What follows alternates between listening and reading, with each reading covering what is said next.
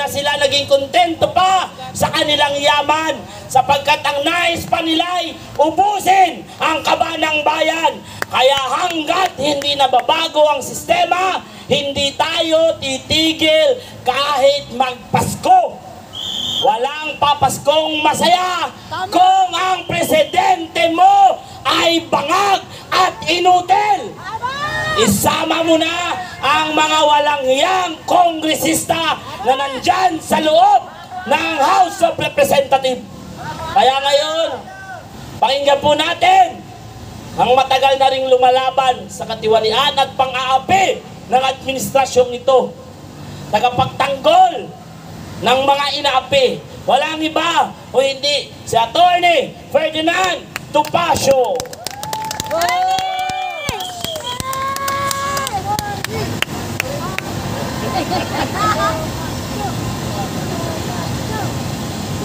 Mga magulang at mga kapatid, magandang hapon po.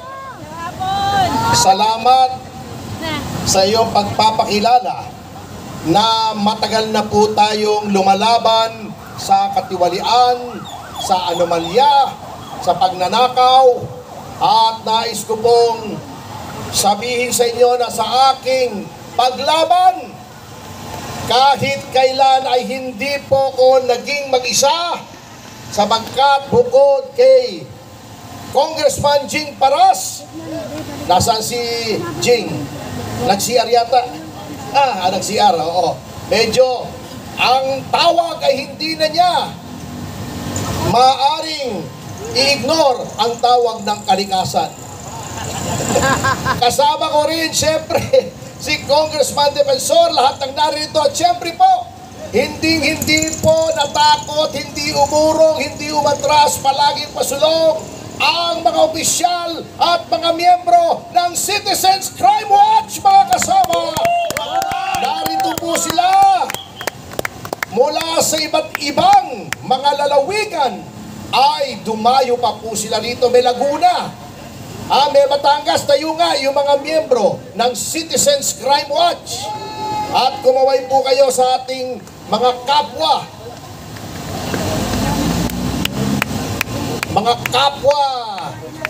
kawal na nagtatanggol sa mga Pilipino.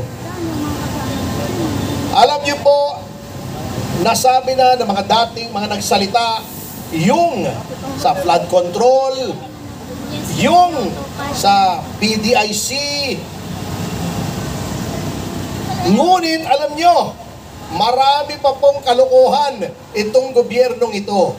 Pero bago yan, ipakita po natin sa mga namamahala na tayo ay hindi natatakot. Sabi ni John Vic Remulla, parang hindi Caviteño ito sip-sip sa mga tiwali, na kapag sumigaw daw tayo ng Marcos resign, ay pwede tayong kasuhan.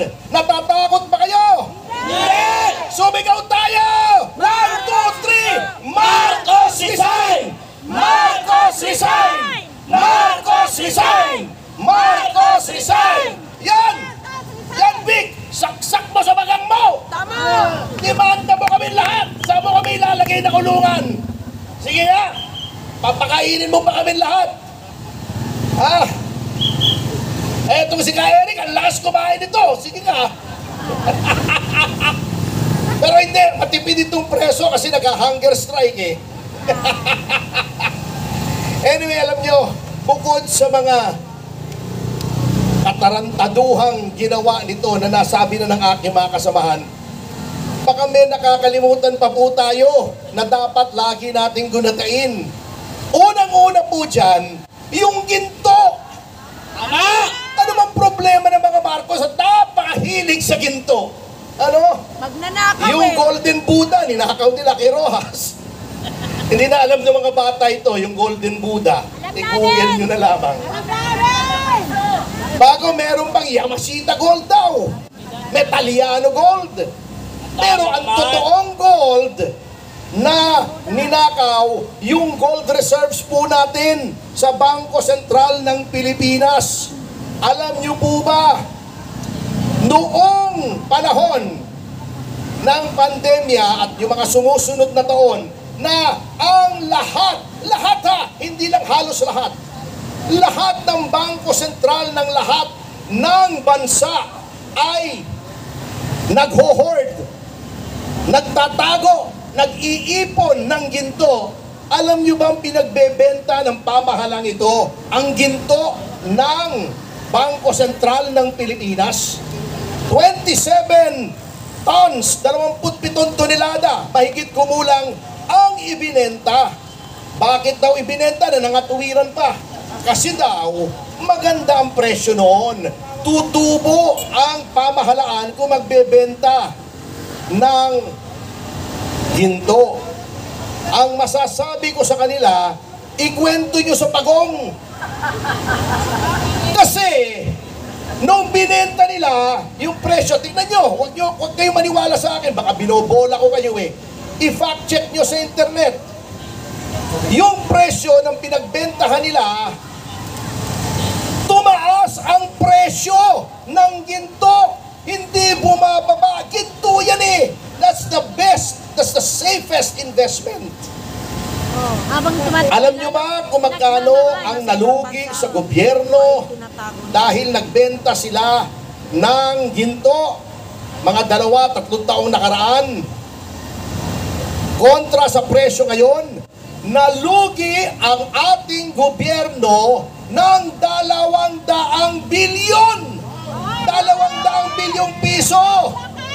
Alam nyo, hindi ako naniniwala na maling diskarte yan eh.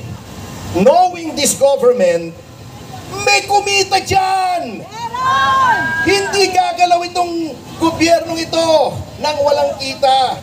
Kaya nga sinasabi nila, ang malaking achievement daw ni Ginoong Marcos is that he is very big on peace and order. Alam niyo ba yan, kasama Jing? Malakas daw sa ano daw, ang si Marcos Jr. daw ay very big on peace and order. Kasi pag may proyekto, sasabihin niya, I want a big piece of this, I want a big piece of that. That's an order. Kaya peace and order. Oh, ito pa ang isang malaking kalokohan. Alam nyo, yung Maharlika Fund. Maharlika pa talagang ang pangalan eh. Halatang halata. Alam nyo po, may mga bansang may sovereign fund. Dubai, UAE, Abu Dhabi, China. Ngunit, etong sovereign fund, yan po ay kapag labis-labis po ang kita ng isang pamahalaan. Yung surplus na sinasabi nila, yung sobra, ini-invest para kumita. Sa tingin nyo ba ang Pilipinas may sobrang pondo? Paano binulsa na? Okay, eto nakakatawa ha. Alam nyo ba mga sovereign funds? Huwag kayong maniwala rin sa akin, i-fact check nyo. Yung pinakamalaki po, sa isang Nordic country, trilyong dolyar. Yung sa Dubai, $1 billion. 600, 700 billion ang sovereign fund. Maganda pong pondo.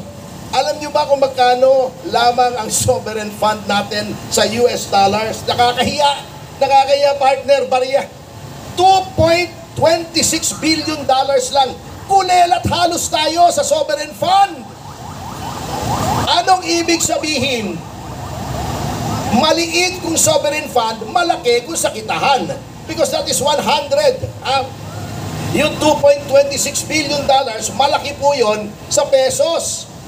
Nakita na ba natin ang resulta niyan? Anong naging resulta niyang sovereign fund na yan?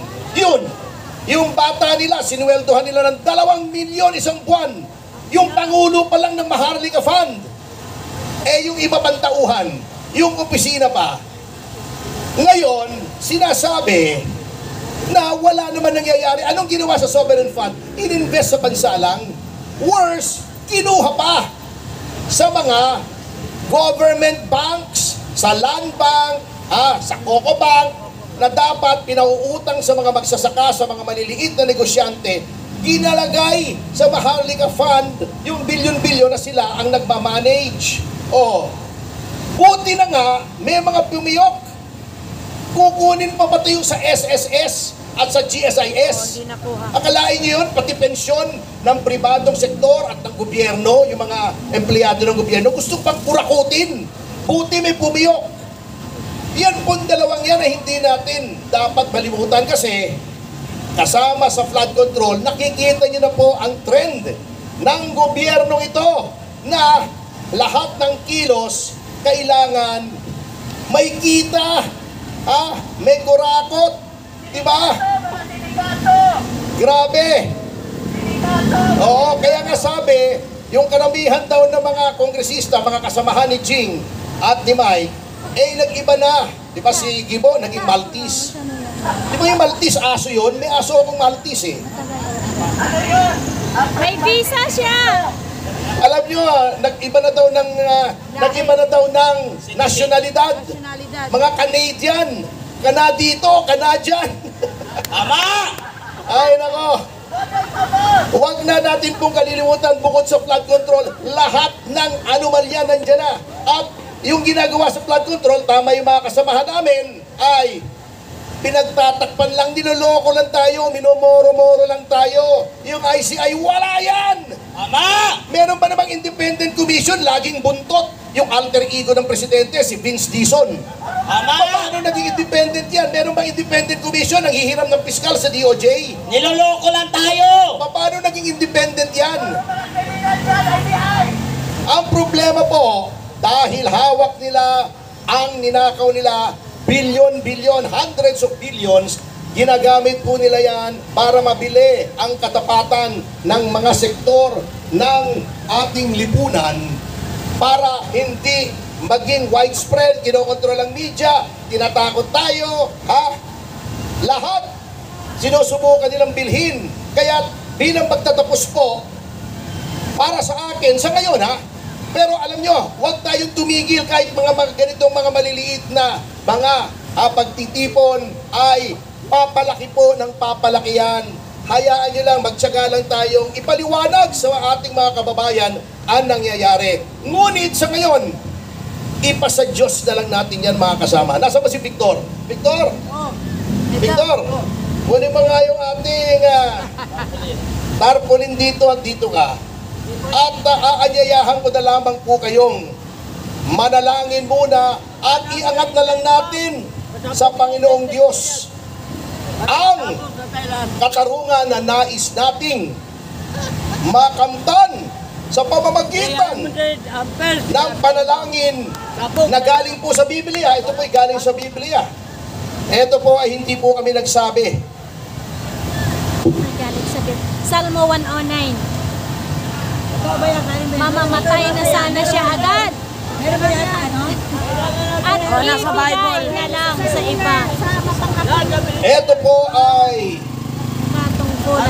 Salmo 109. Ito po ay panalangin ng isang inaapi sa Panginoong Diyos na siya ang magbigay ng hustisya. Ito po ang ating ipanalangin. Lahat tayo sabay-sabay, kada umaga, tanghali o gabi, kahit isang beses isang araw, ipanalangin po natin to. At ako'y nananalig na maririnig po ang ating panalangin. Ito po ang panalangin sa Salmo 109. O Diyos na aking pinapupurihan, dinggin ninyo ang aking panawagan. Dahil ako'y pinagbibintangan ng mga sinungaling at masamang tao, nagsasalita sila ng kasinungalingan laban sa akin. Sinisiraan nila ako at sinusugod ng walang dahilan. Kahit nakikipagkaibigan ako sa kanila, ay kinakalaban pa rin nila ako. Ngunit ipinapanalangin ko pa rin sila.